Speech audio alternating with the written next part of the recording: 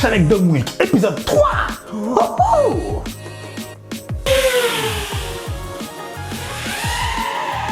« 212, 215. Wouh.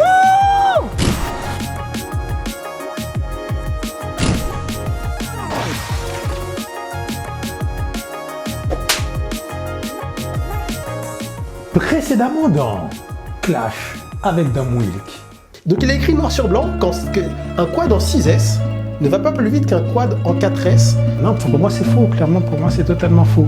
Bon, on repart pour la énième fois pour faire voler ces putains de Wilk Racer.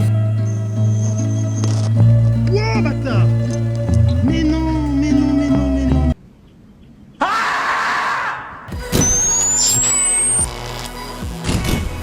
Vous voyez ce sourire radieux que j'arbore avec fierté?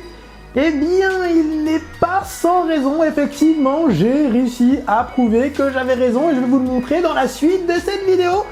Mais malheureusement, Dom Wilk, dans tout ce processus, n'a pas été fair play une seule seconde, car il a continué à opérer sur moi sa malédiction qui m'a valu ce petit souci.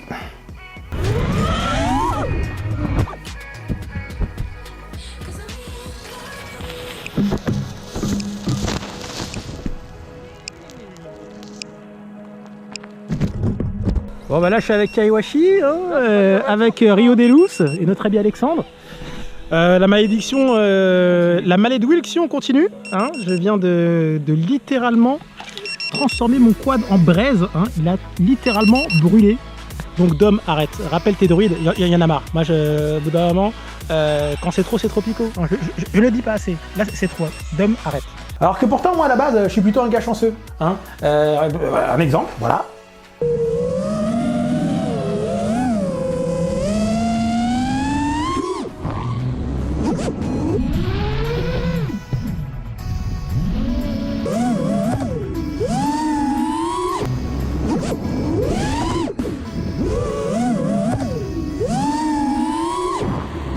Et c'est pas tout, j'en ai plein, des comme ça, comme celui-là aussi.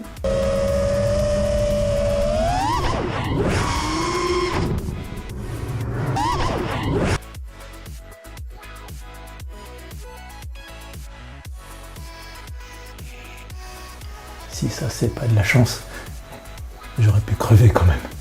Mais revenons au galop sur nos moutons. Il en faut plus pour me décourager d'homme, beaucoup plus. Je suis quelqu'un de têtu. De foncièrement têtu, et mes efforts vont payer, hein. On va voir ça tout de suite. Ce monsieur est en dépression après le 150e essai du Wilk Racer. Il ne sait même pas où le placer. Erreur 404. Cerveau not found. Bon, test 6, c'est reparti. Là, on va faire une vitesse de référence en 4S, après on va attaquer peut-être du 5 d'abord, ensuite du 6. Allez.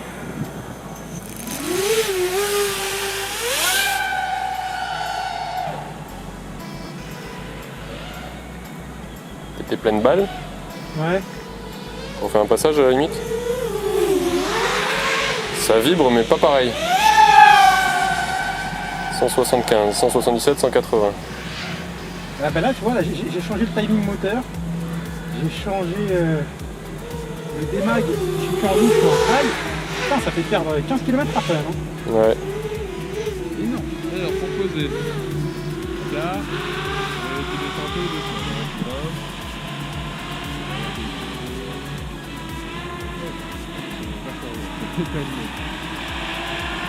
Là maintenant, un petit peu vers la gauche. Voilà.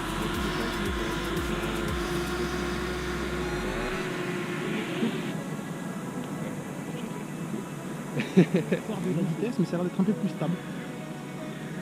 Bon, on va passer en 5S. Là, c'est descendu qu'à 14 volts. Et par contre... T'as eu un photobombe. Ah ouais? Un vidéobombe même de l'espace. Tu dois avoir une grosse truffe sur la vidéo. Ah, il est pas vu. Juste là, il est passé comme ça. Quand tu veux. On est prêt, on est bon? On est bon. 5S.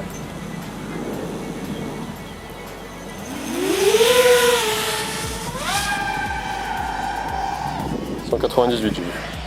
Déjà. On fait un retour. Vas-y, t'es en descente là, go. Ma nipo, elle est tombée. Quelle vibration, il est bien. 195.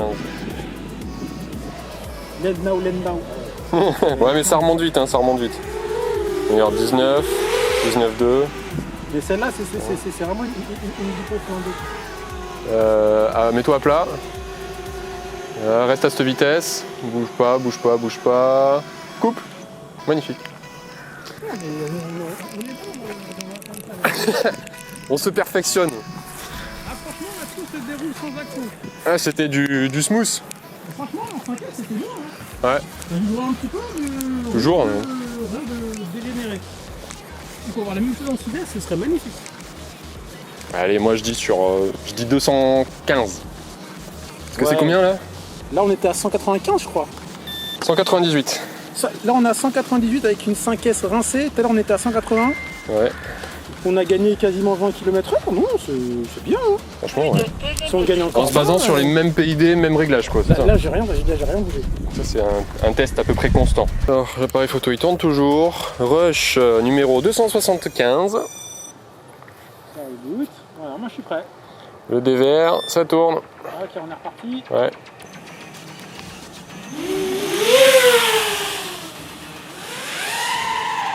« 212, 215. Encore un peu. Encore un peu. Ah putain. Affine-moi ça. Ah putain. On va rebaisser l'épée encore. Bah, t'emballes pas, t'as des arbres aussi derrière. À plat. Et descends tout doucement. Là, tu grimpes. Voilà, reste comme ça. Et top.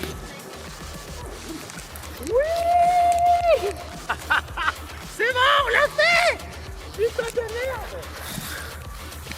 Avec une lipo vide. Ah putain. Ah, il est jusqu'au bout, hein.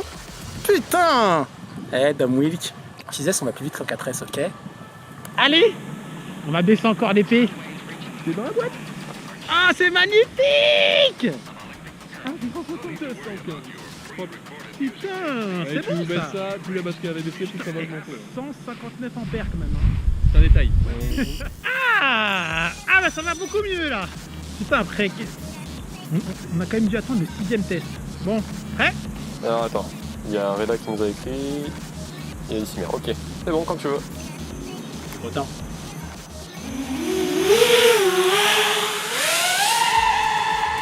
« 224. Boum. Ça, c'est fait. Bon, bah voilà, hein. Mais ça bouge. Hein. Bah les couilles. Mais ça bouge, mais ça bouge pas. Allez, remets-toi dans l'axe, à plat. Voilà, et là tu descends, reste comme ça, et top. Putain, ça y est, joli. On est allé à 225 km/h avec un quad réglé pas du tout bien. Ah, Dami, je t'ai eu. Wouh. Yeah. Ce type est un putain de haineux. Alors, Dami, tu dis quoi maintenant? «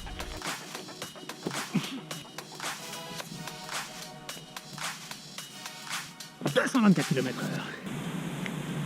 224 km/h. Non, mais alors selon moi, le 4S va aussi vite que le 6S parce qu'en fait, les hélices rentrent en cavitation. Et puis en plus, non, on gagne pas vraiment en vitesse, mais plus en couple, tu comprends? Donc non, ce que tu dis, c'est de la merde. Le 6S ne va pas plus vite que le 4S, tu comprends? Eh ben si. Ah bah ça a marché. Au final, Dom Wilk, je t'ai eu. C'est ce que l'on appelle un winner. Alors, si vous avez un peu suivi l'histoire depuis le début, si vous êtes abonné à la page Facebook et que vous voyez un petit peu les petits dévers que je vous distille comme ça à l'emporte-pièce pour vous montrer un petit peu, comment dire, les évolutions, hein, mais comment dire, les rushs cachés, hein, les making-of un peu de tout ce bordel, vous avez vu que j'ai atteint des vitesses plus importantes en 4S.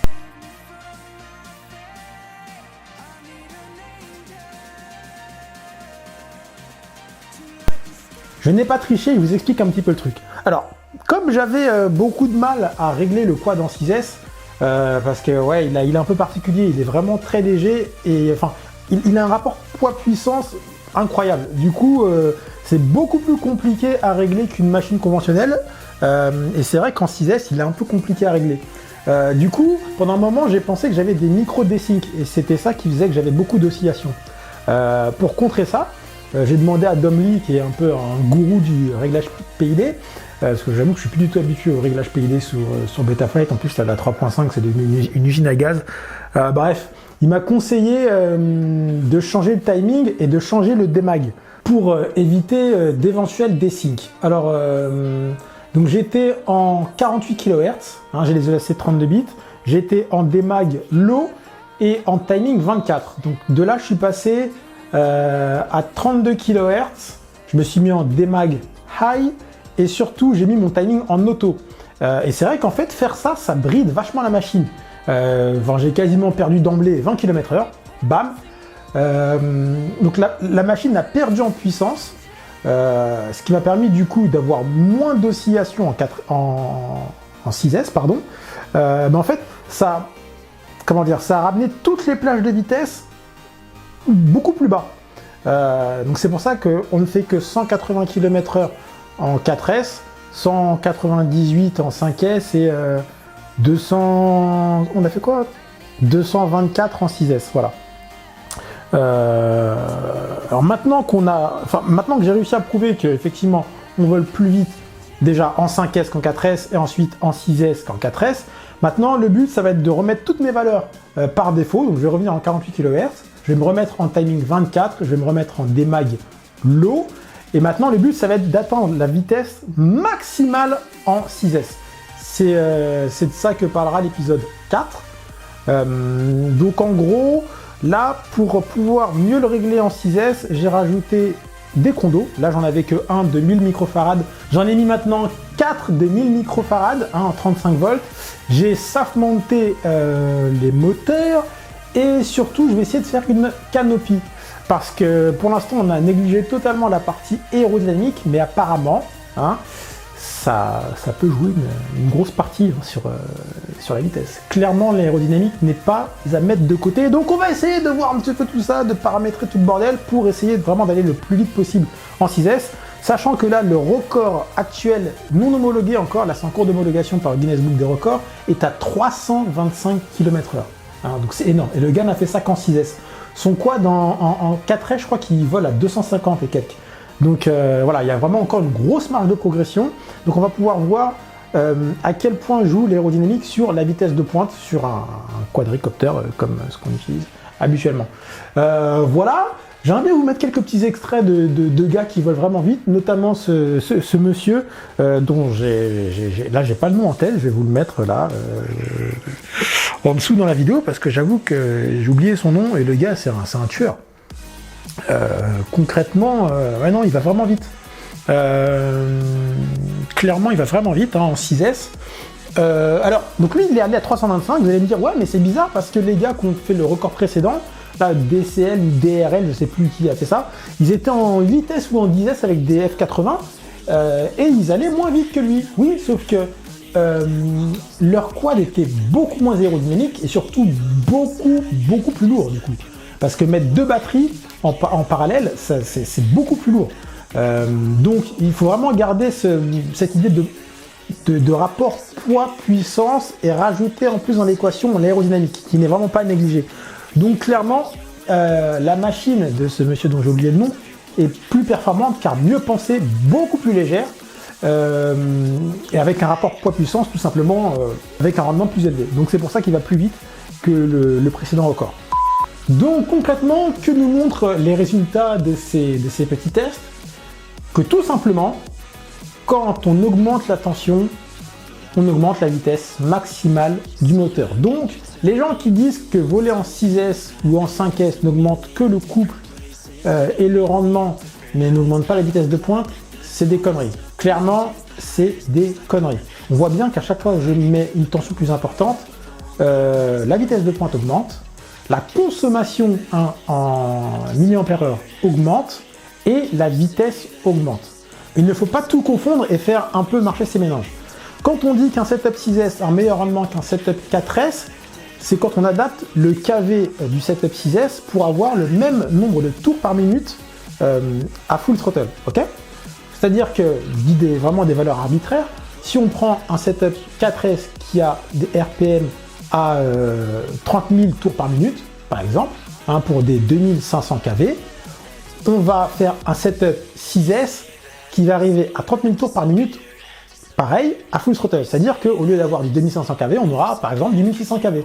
Et là, effectivement, le setup 6S a plus de rendement parce que déjà, d'une part, la batterie a moins de chutes de tension, elles sont moins importantes.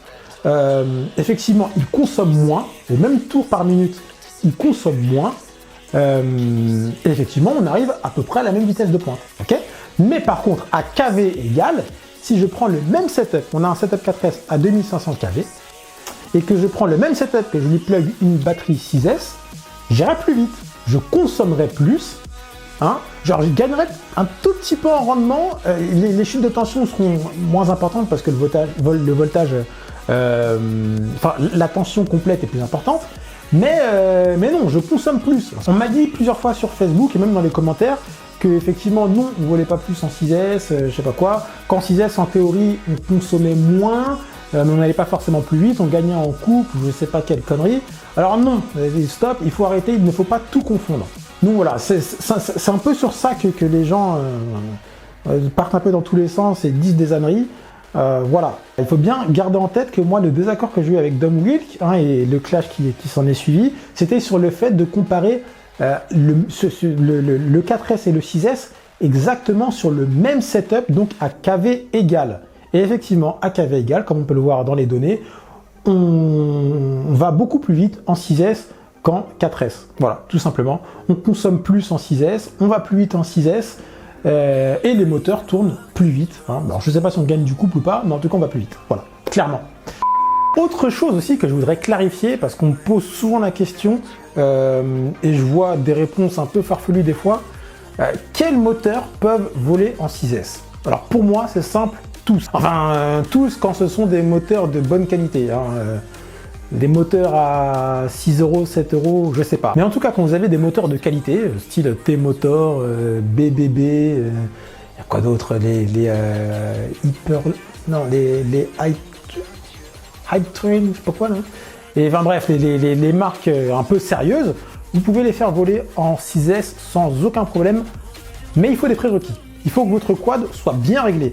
Si vous avez un quad qui est réglé n'importe comment, vous avez tout laissé de base, vous avez une valeur de D qui va jusqu'à la lune, les trucs vont surchauffer, vous allez les griller. Ça, c'est clair et net. Mais si votre quad est sain et qu'il est bien réglé, il n'y a absolument aucune restriction à voler en 5S ou en 6S. Il ne faut pas prendre les fiches produits, les fiches caractéristiques au pied de la lettre. Il ne faut pas oublier que les marques, les références qu'elles vous donnent, ce sont des références qui sont faites sur banc. Donc le moteur est attaché. C'est une mesure statique. Hein. Donc il faut se dire qu'en vol, on consomme beaucoup moins. En gros, pour imaginer le truc, j'essaie de vous trouver un exemple. Imaginons qu'on vous demande de courir. Hein. On vous met un harnais autour des épaules. Le harnais, on l'accroche au mur, on vous demande de courir. Vous allez rester sur place, vous allez vous démener comme un connard, vous allez être séché au bout de 20 secondes. Parce que vous devrez dépenser une telle somme d'énergie que vous allez être mort. Voilà, au bout de 20 secondes, il n'y aura plus personne. On vous demande de faire la même chose, hein, toujours le harnais autour des épaules, sauf qu'au lieu de vous accrocher à un mur, hein, d'être en statique, on vous accroche un poids de 15 kg, par exemple. Voilà, un poids de 15 kg, on vous demande de faire la même chose. Et bien vous allez pouvoir déplacer le poids sans problème, vous allez dépenser beaucoup moins d'énergie, parce que vous êtes en déplacement, c'est une mesure dynamique. Hein. Vous allez produire la même valeur de poussée, parce qu'elle est dans vos jambes, hein, voilà, on va dire que c'est une valeur qui ne varie pas, c'est votre force dans les jambes.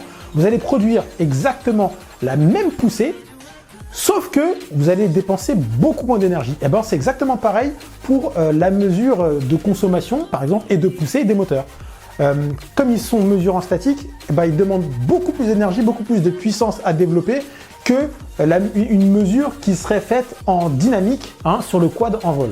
Voilà, donc il faut bien garder ça à l'esprit. Donc c'est pareil, quand vous choisissez la taille de vos ESC, ça sert à rien de prendre des 50 ampères pour voler en 4S avec des tripales. Voilà, votre moteur ne consommera jamais autant que sur la spec sheet. Ok, voilà, ça c'est la première chose. Ah oui, et important, donc ça c'est le prérequis du réglage. J'ai dit, Oh là putain, je suis parti en sucette. Je me suis perdu. Là, j'étais en train de faire une vidéo sérieuse avec des données, tout ça, des comparaisons statiques, dynamiques, ton grand-père, je sais pas quoi. Et je suis parti en sucette. Ah, purée. Non, j'étais bien parti. C'est dommage. Ah, c'est dommage. Je disais quoi déjà? J'ai parlé de quoi? Des trucs statiques, dynamiques, et après, ouais, il faut donc un quad bien réglé, et puis des ESC, oui, bien réglés, voilà, c'est ça, je voulais dire, voilà. Il faut aussi des ESC bien réglés. Vous avez pu voir dans ma vidéo que, enfin, je vous ai parlé des différences de rendement, de résultats entre, Vous avez pu voir précédemment que le réglage des ESC joue sur ma vitesse de pointe. Voilà, j'ai changé le timing, j'ai changé les valeurs de démag, j'ai changé la fréquence aussi, PWM. Vous pouvez voir que ça fait des changements aussi. Il faut voir, faut tester un petit peu à tâtons. Le réglage des ESC peut aussi jouer, mais en tout cas le plus important, vraiment, c'est le réglage du quad.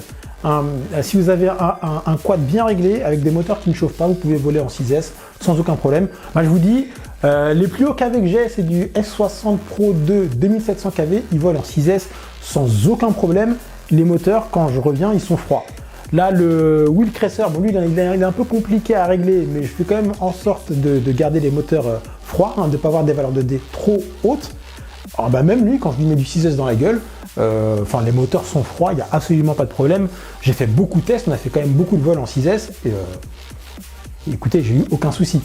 Donc voilà, on peut faire du haut KV, n'importe quoi. On peut faire du 6S, même aussi avec du haut KV, il n'y a absolument aucun souci.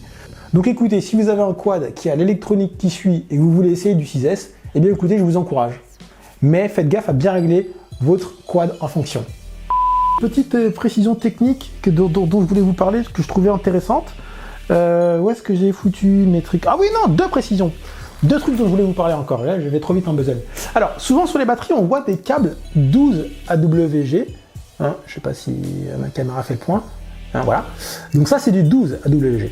Moi, sur mon Wheel Cracer, j'ai des câbles 16. Je ne sais pas si vraiment on voit la différence de diamètre, la différence de diamètre de section, mais c'est beaucoup plus fin. Et c'est avec ça, notamment, que je gagne en poids. Là, pour l'instant, le pic de tension maximal que j'ai eu en 6S, c'était 174 ampères. Et donc, ça passe sur un câble 16 AWG sans problème, ça chauffe pas, les soudures ne fondent pas. Donc, voilà, si vous voulez faire un quad léger, ça sert à rien de prendre du 12. Du 16, ça suffit largement. Autre précision, vous avez vu au début de la vidéo que j'ai brûlé un ESC Hobby-Wing. Là, c'est le dernier Hobby-Wing 4-in-1. Alors, c'est de la merde. Vraiment, je conseille à personne de l'acheter. Alors, je suis pas le seul, il y a plein de gens qui l'ont, enfin plein. J'ai au moins vu 3 exemples de gens récemment qui l'ont grillé. Il y a eu des grosses flammes.